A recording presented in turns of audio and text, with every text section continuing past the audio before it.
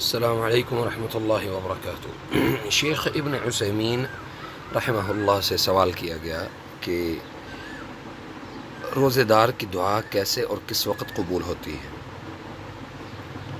بڑا ہی خوبصورت جواب دیا انہوں نے کہ روزے دار کی دعا اللہ تعالیٰ کسی وقت بھی قبول کرتا ہے، لیکن جو صحیح احادیث سے دعا کی قبولیت کا جو وقت مقرر ہے جس میں اللہ تعالیٰ دعا کو رد نہیں کرتا، وہ قبل الافطار یعنی افطاری سے بالکل پہلے اس موقع پر کی گئی کسی بھی دعا کو اللہ تعالیٰ رد نہیں کرتا۔ اور دوسرے نمبر پہ افطاری کرنے کے فوری بعد، یعنی افطاری کر کے آپ نے یہ دعا پڑھی، ذهب الظما وابتلت العروق وثبت الاجر ان شاء اللہ، اللہ تعالیٰ اس کے بعد بھی کی گئی دعا کسی بھی دعا کو رد نہیں کرتا۔